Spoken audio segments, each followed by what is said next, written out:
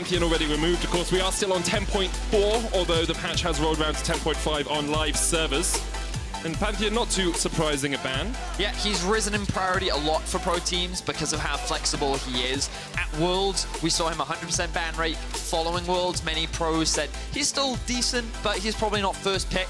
But then with a lot of the adjustments that have happened over the last few weeks where Pantheon hasn't really been touched, he has steadily risen back in terms of priority. And now I think that he's one of the go-to junglers along things like the GRAGAS, who currently is still up and available. We'll see if he gets banned out. The Aatrox and the Ornn, not too surprising at all, alongside the Senna, fasting a possibility, of course, for comp in the bottom lane. Aphelios is the next ban, and we'll see where Rogue decide to go. Is it going to be the GRAGAS removed? Instead, they say, we'll get rid of Victor. Selfie was well known for his Victor when he used to play him. A respect ban going towards Selfie. It was something that he frequented a lot, a very big comfort pick, and many mid laners have had, or I've been talking about how powerful this champion can be, especially if he gets to free farm and how potent he can be in the late game.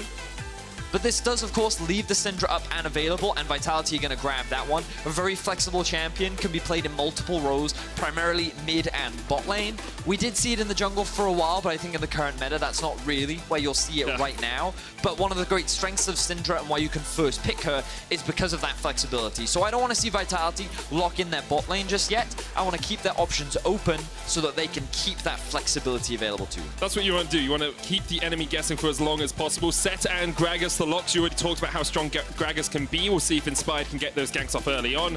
And Finn, back on his set we expect in the top lane, has actually yet to win with the champion in the 2 games he's played here.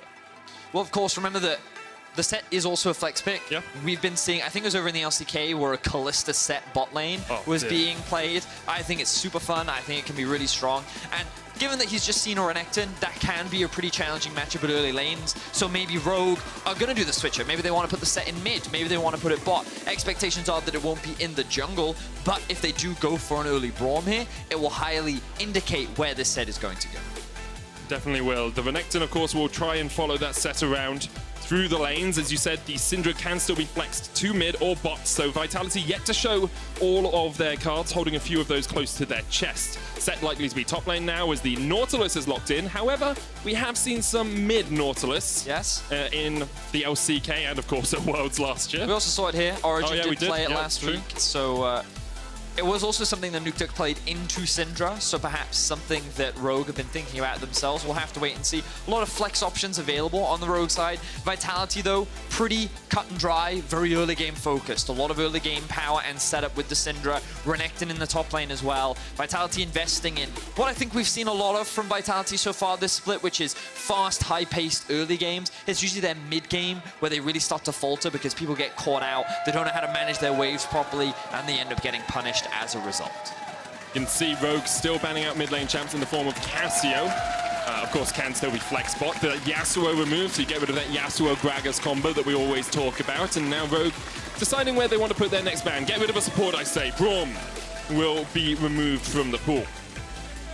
The Yasuo ban being taken away from Rogue to deny that Yasuo-GRAGAS combo. There are also a lot of knockups right now on the side of Rogue, so they don't want to allow that one through. Thinking about what other bans they could go for, I think that their priority is going to be securing their bot lane, and because the Yasuo ban to me indicates that they are thinking about Syndra mid, and I think the Lucian ban also suggests this. So now we're thinking about what could be a good bot lane. I think for Steeelback, Thresh is something that he could think about. Leona is another one. MF, of course, is still up and available, and while against the Varus, you can suffer against some of the poke that he's able to pull out, I still think that an MF Leona gives you a lot of team fighting power, gives you an easy lane to play around as well.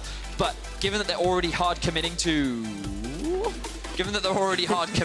the Renekton and Lee Sin, perhaps they don't want to get super strong on the bot side of the map, because then they have too much early game options, and that can be a problem when you have too many lanes to play around and you obviously can't play around them all. Do you want to see if you can get some scaling on your side or something safe? Comp, of course, has played the Ezreal a lot of times here in the LEC. Instead, it's going to be XAYAH RAKAN, so very strong duelist in the bottom lane, matching into Hans Summer's KALISTA. Now, he hasn't played that at all this split, but he has played it 16 times across the course of his career. Only has a 43% win rate on it, so we'll see if he can better his average with a win today. It's funny because when I think of Hans, I actually think a lot of KALISTA, one of these high mechanically skilled champions. I mean, it's his 4th most played across the course of his career. Yeah. So it's one of those things, though, that for him to have such a low win rate on it, I say low, 43%, not the worst. And then we're going to round things out with an AZIR. Okay, so I'm never really a fan of, like, AZIR last picks, but I think in the context of the comp, it's not too bad. Let's think. Let's start off by talking about Vitality, because their composition is pretty straightforward. Very early to mid-game focused. Very much about trying to control your strong early laning phase. Very much playing through top side of the map. Against KALISTA Nautilus, I'm curious as to how this matchup actually looks. I think that early laning phase, the XAYAH and RAKAN should be able to get push, but once you get a couple more levels under your belt, the all-in power of a KALISTA Nautilus feels very strong to me. Yeah. So I feel like the later into the laning phase we go, Hans, Summer, and Vander will have an advantage, but I also think at 3 items is where Rogue's comp really shines. I think that their scaling is exceptionally strong, and they have such long range with the AZIR as well. The ability to just harass your opponents down, keep them at arm's length in these team fights, the sheer amount of mobility that is available on the KALISTA as well, I think is going to make things very difficult for Vitality to play these comps later on to the game if they're even with Rogue. So the laning phase is going to be very important for Vitality. Well, we did say before Pick and Ban even started, Vitality would want to get ahead early on. They want to stop Rogue from just being able to scale up, and the draft has mirrored that. Has played into that sort of idea. And we have just jumped out of Champion Select, so it'll be a couple of minutes before we get right on into the game. I believe Champion Select is being remade as we speak, so apologies, of course, for that delay. But we'll jump right back in as soon as possible. So, something that we heard Finn say on Euphoria was that you've got to be afraid of Vitality, because at this point they don't really have anything to lose. As you said, Medic, 1 loss will eliminate them from playoffs, which means that just kind of throw everything that you've got at the wall. See what sticks, right? And it seems like they're going all out on the early game composition. They want to try and hard commit into early snowballing. One of my concerns is this bot lane, largely because it is a strong lane to be able to set up plays around, because it is XAYAH RAKAN, and when you have level 6, it can be potent. But against KALISTA and Nautilus, that's a scary duo to play against. It spikes very hard at 6 as well. And I don't think you're going to necessarily play strong weak side, and I question how much stronger XAYAH is relative to KALISTA in the mid game around the 2 to 3 items. So I think if you just leave this lane in isolation, it's going to be a problem. Okay. But of course, you've drafted towards playing towards top side. So if I'm Vitality, I'm thinking, okay, we want to play towards early. We want to play towards top lane early so we can force enemy top out, a TP out from top lane. Then we want to invest our TP top lane into the bot side of the map. We actually want to bring our top pressure into the bot lane. Yeah. So that we can use the strength of our early game comp to actually gain advantages and make sure that this bot lane isn't left in isolation. And that's why it's important when we say things like you want to play through top lane. It doesn't always mean you're looking to get all your kills in the top lane or you're looking to get top turret. It means you get your top laner ahead, whether it be a summoner spell advantage or whether it be a few kills, and then you use that in other places on the map. Because if you're not translating the pressure, as you said, things like KALISTA Nautilus will just become mid-game nightmares. Well, I think it's also comp dependent, right? Yeah. Because if it's like RENEKTON versus Gangplank, then you just want to hard play through top lane. You want to kill that Gangplank as many times as you can. But you've also got to remember that against a set, the longer the game goes, the harder he gets to dive, because his W makes it extremely obnoxious. When you're trying to collapse on him under a turret, if you're coming in from 2 sides, boom, you're now stunned because of his E. There's a lot of setup for set that can make it very challenging to actually dive him as a champion. So again, early focus, you want to try and pressure him, force out an early TP, and then you want to use a TP advantage to then try and play through bot. As you may have noticed, we've experienced an account-related issue on stage. League management are currently investigating, but as we wait, we're going to send it back to the analysts. Thank you very much, Vedi. We got the complete draft. I have heard from our production team that while they recreate the draft, nothing will change. So let's talk about what we see. We've got pick order. This is going to be final team comps, actually. Yes, that's correct. Final team comps here. So it's not going to be the pick order, but talk me through what you think from start to finish. Look, so Vedius, I think, did a very good job of covering it on the caster desk, but what this comes down to is you have outscaling very clearly from Rogue, where once 3 items hits, honestly, even sooner than that, I think like 2.5. 25 minutes, you're going going around objectives, there's no way for RENEKTON to teamfight into an AZIR and a KALISTA. It is just not possible. He somehow has to find a flash onto him, and then even then, you're going to have a QSS eventually come through from KALISTA. So like in teamfights, the only way I can see a miracle happening is like Skeanz finding the perfect kick, but I think they are on such a timer here, it's so hard to play. Yeah, I mean, I echo the same sentiments. I think that this is a bit hard mode for Vitality, that there is that timer. I do want to talk about the Syndra priority pick. So obviously this is in final composition. Syndra has been seeing a lot of attention on usually red side ban, and when she isn't banned in the ERLs and in the LEC, she has been a priority first pick for the blue side. I think that's because of her flexibility. Also the fact that blind, she just does incredibly well in so many matchups. And I don't necessarily agree with it in terms of how many different types of like champions that we have and how powerful they are, simply because I feel that we are in more of a scaling oriented, more tanks are running around, and like Syndra has decent scaling, like she can burst your squishies, she has great CC, when she walks up to a tower she can throw out Scatter the Weak and just try to see, like she can do a pick comp, she can do a team fight comp, like I see the versatility and I understand why they do it, but she actually loses a lot of kill pressure on a lot of these champions, and I don't know. I don't think that she's as valuable as I've seen her globally gravitated towards, and I think it's more so the player's comfort with Syndra. Yeah, I mean, I still think there's a lot of value in this pick, right? I'm not saying she's worthless. No, absolutely, absolutely. And you even saw in this draft too, where Syndra was first picked, Rogue waited until their 5th pick to lock in a mid laner. And that's because they were waiting to see whether or not it was going into the mid lane for Selfie or down bot side until they locked that one in. And I know that Comp has been known that he can play like the mages in the ADC position, so there is actual flexibility for this champion that you might not have, but I also think there are some teams, specifically our bottom teams, that don't have that flexibility with Syndra, which then she falls down lower and lower on the priority list of if you're going to first pick it. Well, just quick update, the player is back in client and setting up. Once we get into the draft, I will let you know. But I have to ask a little bit of a pointed question now. I know in the bigger picture and as far as the analysts and even Vedius are concerned, we're leaning towards the Rogue draft. But can we not draw some positives from the fact that Vitality, they've just picked a hell for leather comp? Just put your foot down, get in there, just throw everything at them as early as you can, and if you get a lead, hope it's enough to close out. Like, I have to commend, at least if that is the strategy, if that's the game plan. That has to be the strategy, Trevor. I will say that for Skeanz, his best champion, I think that he's shown on the stage, has been Lee Sin, so he's on a massive comfort right there. And then he has priority virtually everywhere. The RENEKTON, the Syndra, XAYAH, RAKAN, like, he can attack this however he wants. But if it doesn't work, this is going to feel like, if it works, you look great. If it doesn't, everyone's like, what were you doing? Why didn't you pick any scaling options? You just, like... They're already saying that, let's be clear. Chat's just losing its mind. Yeah.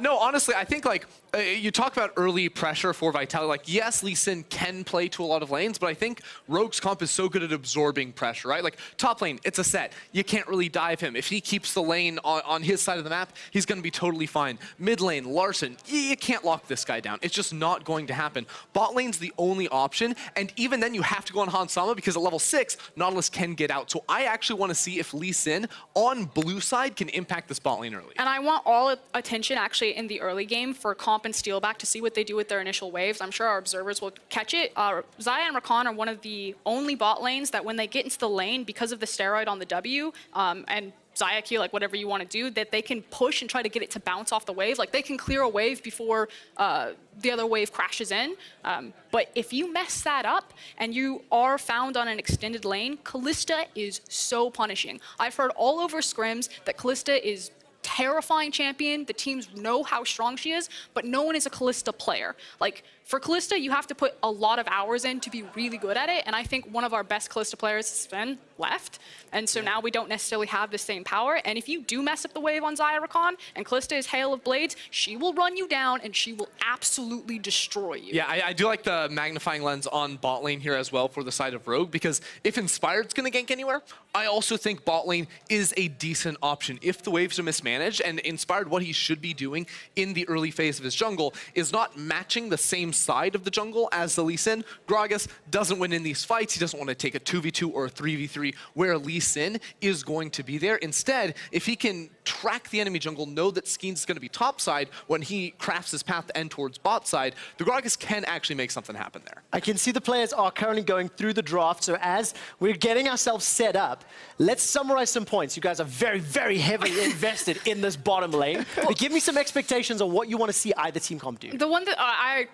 see your question. I'm going to ignore it. Just going to soft. Okay. Because the other thing that I really want to point out is the fact that it was Nautilus on third pick for Rogue. So their first 3 picks were Sett, GRAGAS, Not, and then as Ender. Ender, that's my I'm name. like, not Shocks, Ender. Common mistake people make. They call me Shocks all the time. So back to Nautilus, third pick. It's a flex pick, and we've seen it be a flex pick, but I think that this is important in reference to the KALISTA, because one of the combos that I have found is very devastating is KALISTA Lulu, because again, when you put the Whimsy on KALISTA, she's just You're like... a terrible person. I know. KALISTA Lulu, real strong, and so that's something to watch out for with these teams. If Rogue show a KALISTA, and then they had a Nautilus that came out as a third pick that potentially could have been the flex pick, they decided to go for the AZIR.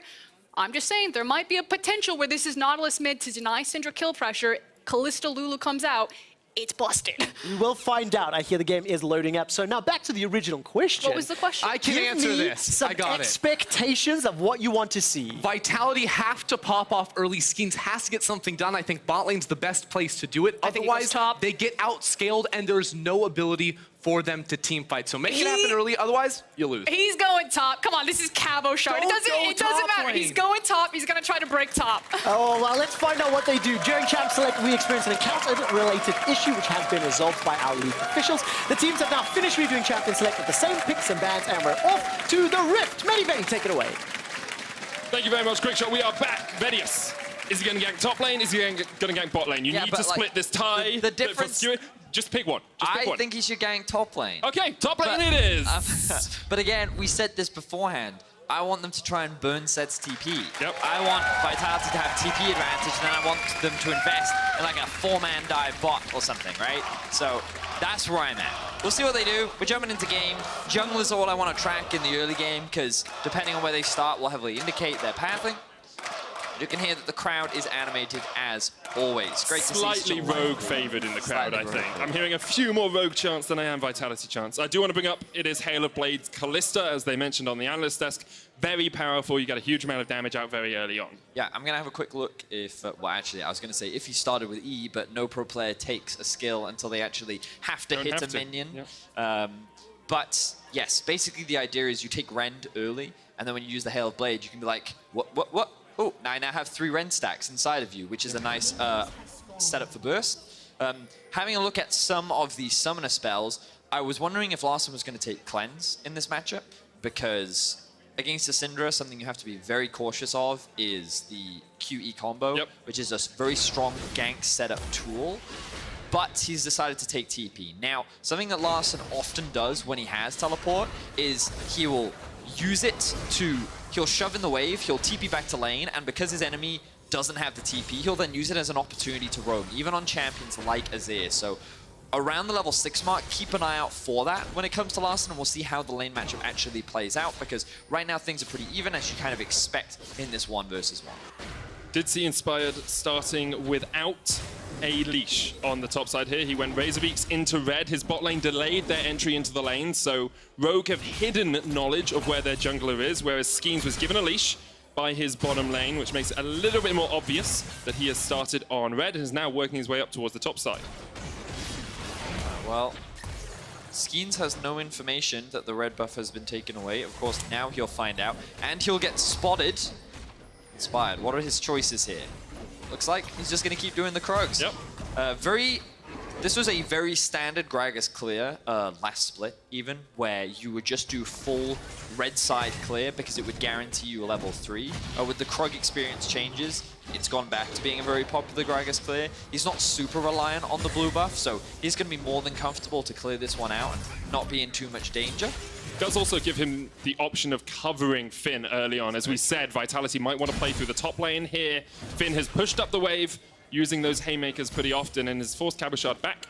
So what he can now do is actually look for a cheetah recall, where he can go back to base very early, actually spend some of the early gold that he's built, and he won't lose any farm as a result of it, because there's such a big wave that Cabo has to deal with, and because, as you said, his jungler is covering for him, they're actually in a great spot. And do you remember what we said before the game started? Medic, which is that Inspired is a very track-heavy, focused style of jungler.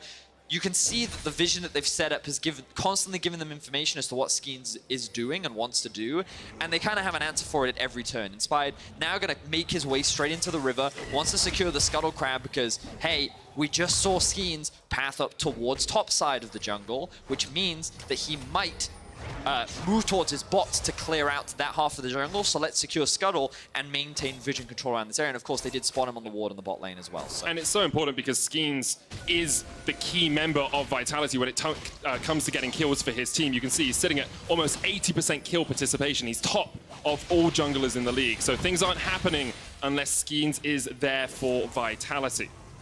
So now you can see that Finn, he is a little bit behind in farm. We didn't get to see the whole wave setup, and I'm going to assume that a large part of that was because he was more focused on pushing the wave rather than getting a good guaranteeing his last hits. But at the same time, there's a big wave building up, so we'll see how much of the gap he does close as a result. But the important thing to note is that he's picked up a cloth armor. Extremely valuable against RENEKTON early on. And we can see that this RENEKTON pick, not generating a huge amount of early pressure in the set, is just kind of having his way with the lane for the time being. I mean, what you really want right now is to get Finn, force Finn to get away, because he was actually a full level behind on Cabochard. If you can get him away from all of this extra experience, then it would be great. This would be the time where you'd like threaten a dive, consider like forcing Finn off, like use your pressure in mid lane to actually roam up top, have the jungler show up as well, and this is where you want to be threatening. But of course, Vitality not going to be in that position. And it means that Finn is free to farm underneath his turret. Let's have a quick look across CS. In the bottom lane, Hans has built up a little bit of a lead. And the wave is pretty even here, so that lead is going to stick. About 7 farm up on the KALISTA. I was going to mention, as a RAKAN player who's played into this matchup a few times, it's hell. If there's no one there for you to jump back to after you jump in, you are slowed for days, and there's no way to ever get out of it. So it's difficult for Steeelback. Of course, having the Xayah by him makes it a little bit easier, but he's going to be very cautious about when he jumps in and engages. Now, it's important to note that Cabochard basically did the same thing that Finn did, and you'll often see this with top laners. Depending on how they set up that initial wave, a lot of cheetah recall trades being coming back and forth. The only way you can change this is if you go back to base, buy, and then you TP in with an item advantage, because that will then force your opposition to TP as well. Otherwise, they're just going to get out-bullied in the lane just because of the item difference. So for now, both top laners not expending their TP. You can see that the farm is relatively even. The wave is now bouncing back towards Cabochard. And Finn has just hit level 6. But again, it's just this constant back and forth, ebb and flow. Cabochard going to keep this just outside of tower range as he goes for a bit of a trade.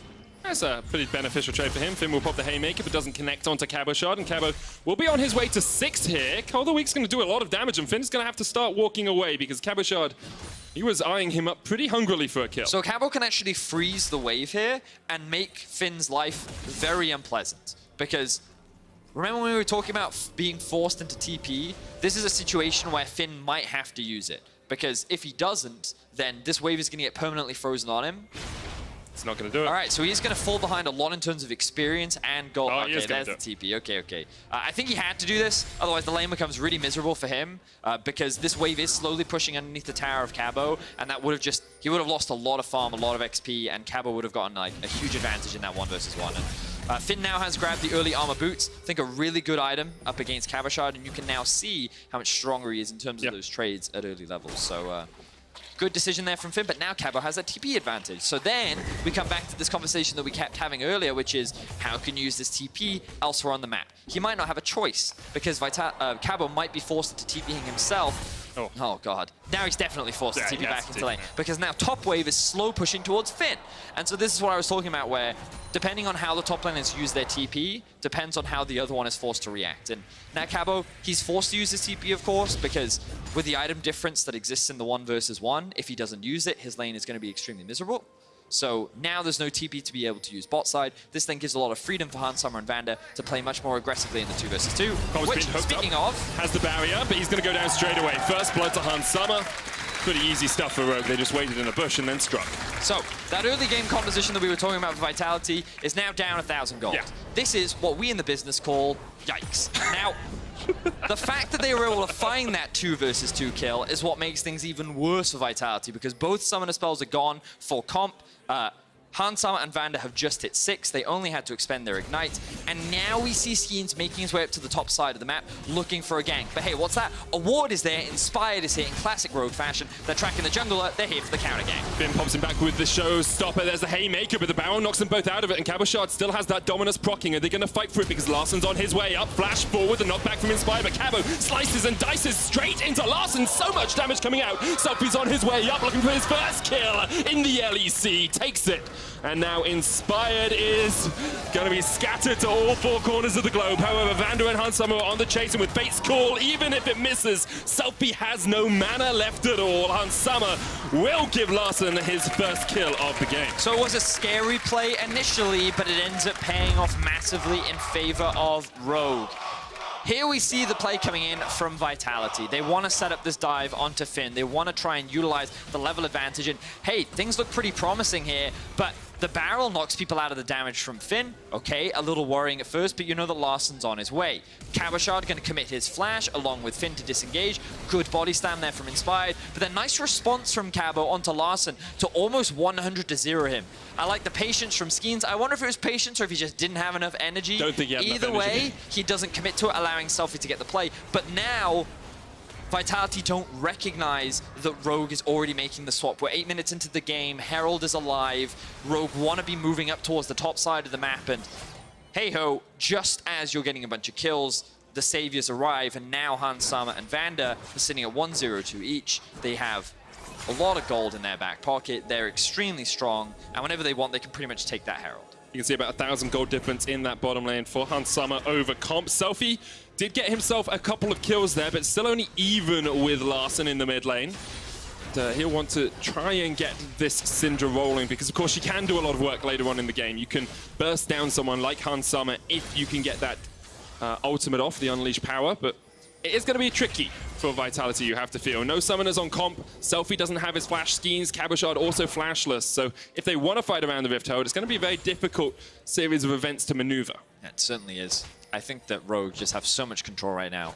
You already heard the analyst desk talk about it. We talked about it. Rogue's scaling is just so much stronger. And even though Finn is a little bit behind, because of course that stacking wave he did miss. Yep. So that's going to hurt him. But he's now in a position where he probably shouldn't die to Renekton. He's got enough armor and health that he should be able to just hold in the 1v1. And to be honest, I think that he'll get to a point very quickly that he can out-trade him as well. This top wave is actually slowly pushing in favor of Rogue, which means the comp is being denied even more farm. Oh, actually, no, I not anymore. Need to correct myself yet, because now it's pushing in favor of comp, but a lot of farm, a lot of experience is being lost. You already highlighted the big CS difference between the 2 AD carries. It's already getting bigger. Larsen now looking for a play onto Selfie. Selfie no flash, of course, and it's an easy enough pickup. Rogue have total river control here. No wards at all for Vitality. Yeah, and so things are already looking very bleak for Vitality. Yep. They're going to need a miracle play. They're going to need Rogue to mess up in order for them to be able to turn this one around. You can see that comp can't even approach the wave because Steeelback is looking for a roam. And yeah, Vitality now. Let's see if they can get themselves a dive onto Finn. Trying to find something on this map state, but Skeanz immediately backs off. They can't go for the dive. Too big of a wave building up for Rogue. It becomes very difficult now for Vitality to find anything. Of course, if they lose this game, they are out of contention for playoffs. It was going to happen sooner or later, but the question I think a few of us asked ourselves coming into this week was whether Rogue could be a spoiler to some of these teams near the bottom of the playoff race. Vitality. It looks like, oh, sorry, yeah, whether Vitality could be a spoiler towards some of these teams near the playoff race. Seems like they're not going to be able to get in the way of Rogue today. Nope, and we talked about it. Like, Rogue's strength comes from the fact that they have good players in every position, and if you leave them alone to lane, they will just dominate. Outside, of course, the top teams that we have in the LEC that can match them on an individual level. Like, we saw it in the bot lane 2 versus 2. They just died. They got killed. We didn't get to see the setup. We didn't get to see how it happened, but whether it be kills or whether it be level advantages or XP advantages or just the amount of pressure that they exert, it's something that you often see from Rogue, which is that their early game is very consistent. They have reliable and strong laners, and they also understand how to move around the map very well. We saw that swap from bot to top. They were able to make that counter gank happen. They've now funneled more gold into Hans. What happened? He's back in the bot lane. Given the fact that he's already completed Blade of the Ruin King 13 minutes into the game, means the Rogue is going to have full control over the bot side of the map, and Vitality, they've got such an early game focused comp that their options are now very limited. Definitely are. We'll see if they can find anything out of it, but Rogue will be very happy with the situation they're in. Hans Sommer's been funneled a huge amount of gold, has a 30 CS lead, and is now going to get that tower in the bottom lane. Here comes the showstopper from Finn, looking for the blast cone, gets kicked back by Skeanz. There's the charm. Cabochard slicing and dicing in, and in the end, Finn will fall. Skeanz gets it. Third kill of the game for Vitality, and Comp is getting some plates by himself up here in the top lane. So, Vitality are at the very least able to punish Finn.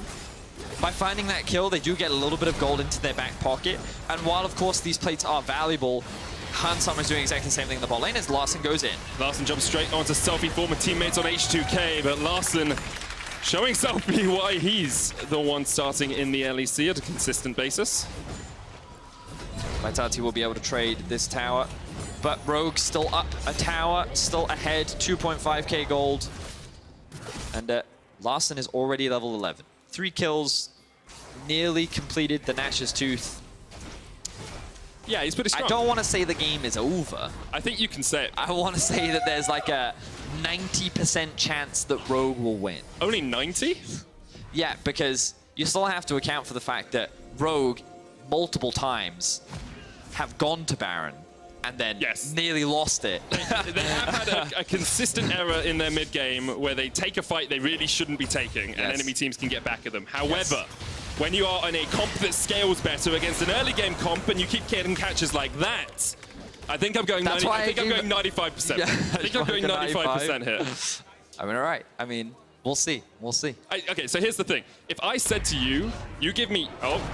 another kill for Rogue in the bottom lane. If I said to you, I'll give you 5 chocolate bars if Rogue win, and you have to give me 95 if Vitality win, would you take those odds right now?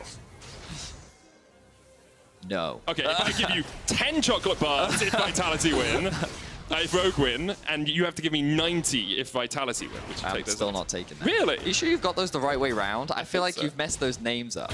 No, because it's odds, right? So you should get less for voting on the team that's likely to win. So you would get 10 chocolate bars and I would get 90. Yes, because you have one. Yes. But we can't use percentages. Then it would be a 9-to-1 odds that Vitality win, right? I mean, that's what we're picking. Oh, so, that's how I explained it, Vedius. Okay. Perhaps not as succinctly as I could have done, but I was trying to put it in words you'd understand as Selfie flashes away. Good escape from him on the dive there. I want to give him credit for that play, but he's going to get knocked back. Overstepped after a great flash. Here comes the fight. Skeanz jumps in. Stopwatch used by Inspired. Steeelback looking for the charm. Cabochard TPing in as well. Double charm's going to come out. It's Inspired. Flashes away from the damage there from Skeanz. The shuffle in from Larssen. Skeanz gets his face broken in two. Larssen flashes away from Cabochard, who's going to have his show stopped right there. Larssen still alive. Vitality don't find a single kill out of it, and Rogue take 2. Hans Sommer also tower diving in the bot lane. Hasn't used any of his summoner spells yet, but Rogue continued to dominate in these fights. Given that all the gold, or the vast majority of it, is sitting on top of Hans Sommer, it's a 2-level advantage. Still dominated in that team fight. Just goes to show how far ahead they really are. It's also just going to lifesteal all of this back. Vander just finished his Gargoyle Stone Plate, has 4,700 gold as a support right now, 1,200 ahead of Steeelback, 3,000 difference. That's probably where I should be focusing in the 80 Yeah, I was like, Hans Sommer. And the only real lead for Vitality is in that top lane. And Cabochard has not been able to translate the advantages he got through the waves into anything for the squad. Yep, so we're going to have a look back at this play. Selfie used his flash a little bit earlier to dodge the knockup from Inspired. Now, I am really curious as to how Inspired actually dodges out from this queue. Wow, he actually flashes at the very last second. Wow, that is very specific timing. I'm impressed that he was able to pull that one off. Good stuff from Inspired. Good ultimate there from Finn to be able to keep Cabochard away from his mid laner. And yeah, misses the W, but still ends up coming out on top of that fight. Will secure their first Drake of the game. And now, I think Rogue need to focus on playing towards the next Herald. They can use that to really break into the tier 2 towers of Vitality. do they really need it? Hans Summer's almost taken a tier 2 by himself. I mean, in the so bottom. the thing you always have to be Obviously careful it helps, of right? is playing in Syndra when you siege. The problem for KALISTA is, you know, she is quite short range. Yeah. While she does have a lot of mobility, when you get close to that tower, Syndra's like Q, E, oh, Renekton's on your face, oh, you're dead, right? Yep. So just because you're ahead doesn't mean you can't throw, which is why I'm saying they should still be careful. And KALISTA does a lot of throwing with those spears as well. That's true. That is true. But you can also see Renekton top lane, so he's like, okay, I know where Syndra is, I know where the alligator is, I'm all good. I can fight birds. He can. The spears are super effective versus birds, apparently, as Comp uses his stopwatch to try and survive. But you can see Hans Summer with the Runehands, with the Blade of the Ruin King, is pretty much unstoppable right now. He's got a chain vest in his inventory alongside the stopwatch. He does medic, yes. It's going to be a Guardian's Angel, I assume, on Hans Summer. Could be a Thornmail. At this point, when you're this fed, who really cares? He can build whatever he wants. Maximize your damage output with a Thornmail. He's like, you know what? Our team doesn't have enough magic damage. Thornmail, that'll fix that. just want to say he's not building Thornmail. Just want to clarify. You said it could be though. It doesn't build out of stopwatch though. I mean, I've seen a lot of people building Sunfire Cape recently. Just like, you know what? I need a Sunfire Cape. Works well. Immolate was buffed. Exactly. All right, here we go. Flash forward by Vander. There's the depth charge, and there goes Selfie. Back to the fountain. Cabochard's knocked back straight into the waiting arms of Hans Summer. It doesn't really matter if you've got a crocodile on your face when you can just spear him down. Rifthold Live, you said they wanted to play around that. They've got 50 seconds to take it. And they're going to take that pretty darn quickly, of course. KALISTA, we always say it, so good at getting these neutral objectives. So she did have this nerf where she actually only does 50% damage to objectives. But yeah, that was one of the things. It was funny because I remember a lot of people saying that, like, this is going to nerf the champion too hard. Like, why is this nerf even come through? And it's like, well, it's kind of unfair that she just gives you a second smite. Yep. But as you rightly said, it's still a lot of damage, and it's definitely worth respecting. So here we can see Selfie kind of setting up a bit of a bait. He then dies before the bait can come into fruition. Good Gragas barrel to separate Cabochard from the rest of his team, and Cabochard trying to dive onto Hans Summer, but as you rightly said, very little that the crocodile could do. Wait, I've now called him an alligator and a crocodile. We need to align on which one. It depends if you see him in a while or if you see him later. You're really proud of that one, aren't you? I'm so proud. Yeah. I don't think I've ever giggled like that on stream before. Hans Summer steps forward, has got the GA, doesn't even need it popped. I do want to come back to that Thornmail discussion. Doesn't build out of Chain Vest. Doesn't build out of Chain Vest, though. It builds out of Bramble Vest. Ah, damn, of course. Yeah. My bad. But no, we both made the mistake, so we were together incorrect. Yeah, because it's Bramble Vest, and it's Warden's Mail and it's the Warden's Ruby Mail. Crystal. And, oh, yeah, of course. Yeah. I forgot that they put health on it. Just goes to show how often I build a Thornmail. Mate, you should. Nocturne, you jump in, magic damage alongside your physical damage. Never build a Thornmail on Nocturne. Okay, I think you can tell from the way we're talking about Thornmail and crocodiles that this game is pretty much done. I mean, again, we can remind people that we talked like a lot during the draft. Alice talked about it, we talked about it, where Rogue had the better scaling comp, so Vitality needed to get an early game advantage. The fact that they died 2v2 in the bot lane, Rogue was turning a lot of their plays in their favor, and now they have a 7k gold advantage. Just because of the nature of Vitality's composition, it is very difficult for them to turn this game around unless of a miracle Baron steal, which now that the Baron is approaching, we're going to be looking at what are the options available, how does Rogue actually set up for this Baron, will they bother or will they just fight? Finn flashes in and knocks back Comp, but he uses the Featherstorm to try and get away, flashes across the wall, Larssen shuffles in. That's 2 kills straight away for Rogue, really not too much you can do against that. Cabochard has to just slice and dice back towards his turret. Now, Steeelback was looking for a flank this entire time. He hid back here from when Rogue started up the Baron the first time, and maybe, just maybe, he is the single ray of hope for Vitality. They'll look for a Baron steal as the Rifthold charged in and was taken down. Skeanz is on his way, has the smite. He has equal level with Inspired, so it would be a pure 50-50 if he can get in, but it looks like Rogue are just going to take it too quickly. Yep. And so now, with the threat of a Baron gone, Rogue is in firm control of this game. 10k gold advantage. Vitality's hopes of qualifying for playoffs are unfortunately disappearing. Given the score deficit with only, what, I think after this 5 games left? Yep.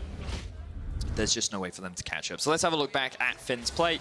He has the flash, he has the Q to gain the movement speed, uses the minions to set up the double stun, and then he prioritizes getting the XAYAH in. XAYAH, of course, does have the flash, but it's not enough to escape from Hans, Sama, and Larssen to chase them down. It's the thing about KALISTA, as soon as she gets ahead, it's so difficult to get away from her because she's just jumping, chasing.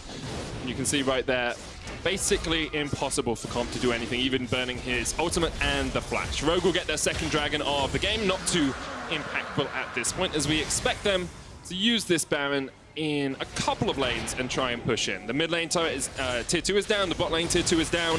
Only one tier 2 remains, and that will fall forthwith as Hans, Sama, and Vander are just, well, demolishing it pretty darn quickly. 11,000 gold lead, as you said, Vedius, and Vitality really have less than a 90% chance of winning this game. Less than a 10%, that's what you said earlier, wasn't it? Yeah, less than a 10% chance. Definitely less than 90%, as Cabochard TP's in behind them. Well, this seems to be the last-ditch effort from Vitality. The Hail Mary play. Let's see if they can hold the line. Hans Sama just freely hitting onto the inhibitor in the top lane. Cabochard TP behind them and then just slices and dices straight past the Sun Disc. The inhibitor falls in the top lane. The 3-level discrepancy in the mid right now. 3 levels in the AD carry role as well. Now with this cannon minion, Rogue can wait. There's another wave on its way. It's going wave to wave, or lane to lane. And pretty sharpish, you have to expect. Rogue is just going to knock down this one as well. Super minions have started. Yeah, they can dive if they want, but here comes Steeelback. Gets one, the showstopper knocks him back, but the chop is just dead before he even hits the ground. Selfie's short to follow.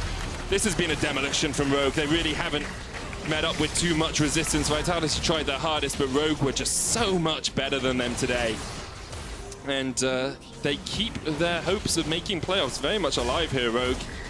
Looking like they'll be ending up 4th or 5th. Of course, they've got a few difficult games to go. Still Fnatic to play as they jump in. Cabochard forced back to the fountain. The Nexus Tower should be the target here for Rogue. Only one remain.